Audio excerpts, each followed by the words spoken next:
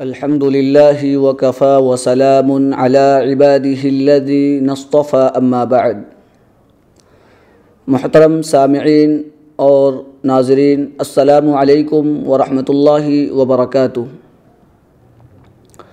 آج کی اس ویڈیو میں جانور ذبح کرنے کے احکام و آداب کے متعلق گفتگو کی جائے گی انشاءاللہ۔ ذبح کرنے سے پہلے ذبح کرنے کے متعلق مسائل اور احکام کو جاننا ضروری ہے تاکہ صحیح طریقے سے جانور کو ذبح کیا جا سکے۔ مسائل کے نہ جاننے کی وجہ سے بہت سارے لوگ متعدد غلطیوں اور غیر شرعی امور کے مرتکب ہو جاتے ہیں۔ اسلام نے جانور ذبح کرنے کے متعلق جن احکام اور طریقہ کار کی تعلیم دی ہے ان میں جانور کی بھرپور رعایت کی گئی ہے تاکہ جانور کو کسی طرح کی کوئی تکلیف نہ پہنچے۔ ہر ایسے عمل سے اجتناب کیا جائے جس میں جانور کو بیجا اضافی تکلیف کا باعث ہو، جو جانور کے لیے تکلیف کا سبب بنے، ہر ایسے عمل سے اجتناب کرنا ضروری ہے۔ لہذا ہمیں پہلے ذبح کرنے کے متعلق جو مسائل ہے انہیں اچھی طرح ذہن نشی کر لینی چاہیے تاکہ ہم اس قربانی کے اہم فریضے کو سنت کے مطابق ادا کر سکیں۔ چنانچہ حدیث میں ہے، اللہ کے رسول صلی اللہ علیہ وسلم کا فرمان، عن ابی امامۃ رضی اللہ عنہ قال قال رسول اللہ صلی اللہ علیہ وسلم من رحم ذبیحۃ رحمہ اللہ یوم القیامہ۔ حضرت ابو امامہ رضی اللہ عنہ سے روایت ہے، اللہ کے رسول صلی اللہ علیہ وسلم نے ارشاد فرمایا، جو شخص ذبیحہ یعنی وہ جانور جو ذبح کے لیے ہو اس کے ساتھ رحم دلی اور نرمی کا معاملہ کرتا ہے، اللہ پاک ایسے شخص کے ساتھ بروز قیامت نرمی اور رحم کا معاملہ فرمائے گا۔ چنانچہ اس حدیث پر عمل کرتے ہوئے ہمیں چند باتوں سے بچنا چاہیے، چند امور سے احتراز اور اجتناب کرنا چاہیے۔ جیسا کہ جب جانور کو ہم ذبح کے لیے لے جاتے ہیں تو جانور کے لے جانے میں ہمیں نرمی اور آہستگی کو اختیار کرنی چاہیے۔ بلا ضرورت جانور کو گھسیٹ کر لے جانا، کھینچ کر لے جانا، جانور کو دوڑانا، مارنا، پیٹنا، ان باتوں سے شریعت میں ہمیں منع کیا گیا ہے۔ ہمیں ان تمام باتوں سے پرہیز کرنا چاہیے تاکہ جانور کو بیجا تکلیف نہ پہنچے۔ لہذا جب ہم جانور کو ذبح کرنے کے لیے لے جائیں تو نرمی اور آہستگی کو اختیار کریں۔ اسی طریقے سے جب جانور کو ذبح کرنے کے لیے لٹاتے ہیں تو ایسے موقع پر بھی زبردستی طاقت کا استعمال کر کے جانور کو زور سے گرا دینا جس سے کہ اسے تکلیف پہنچے، زخم آ جائے، ہمیں اس عمل سے بھی بچنا چاہیے۔ ہماری شریعت میں یہ ممنوع ہے۔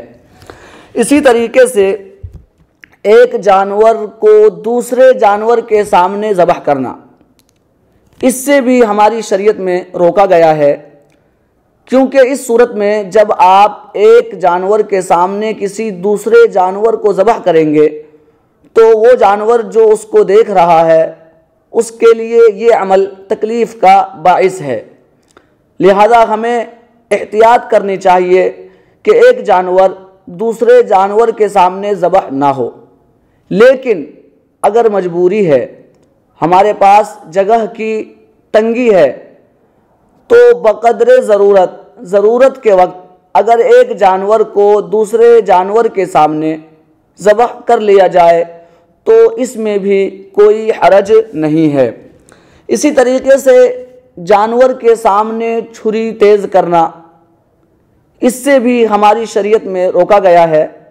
جانور کے سامنے چھری کو تیز کرنا ہماری شریعت میں ممنوع ہے، کیونکہ یہ بھی جانور کے لیے تکلیف کا باعث ہے۔ مناسب اور صحیح طریقہ یہ ہے کہ ہم جانور کو لٹانے سے پہلے چھری کو اچھی طرح تیز کر لے، جس پر جانور کی نظر نہ پڑے۔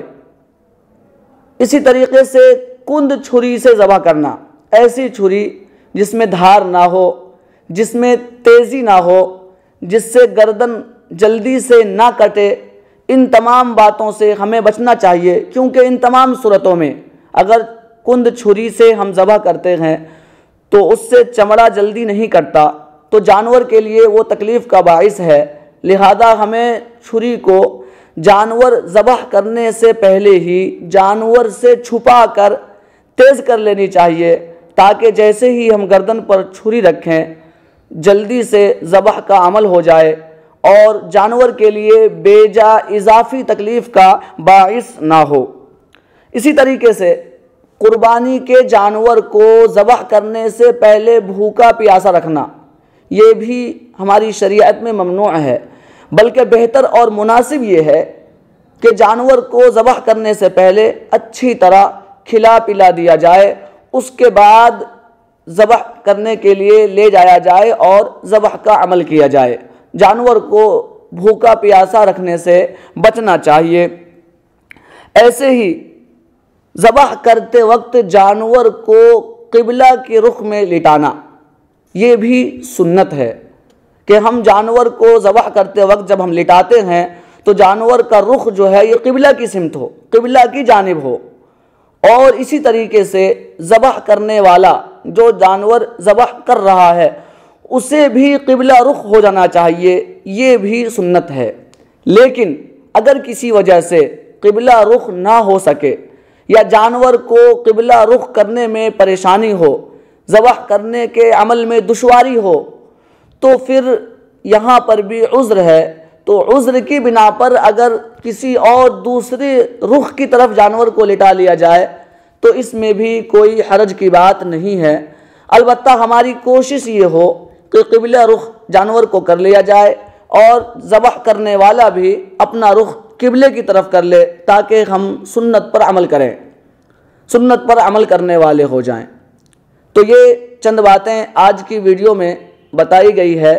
انشاءاللہ اگلی ویڈیو میں مزید ذبح کرنے کے احکام و آداب کے متعلق گفتگو کی جائے گی، چونکہ ان مسائل کا جاننا ہمارے لیے بہت اہم اور ضروری ہے۔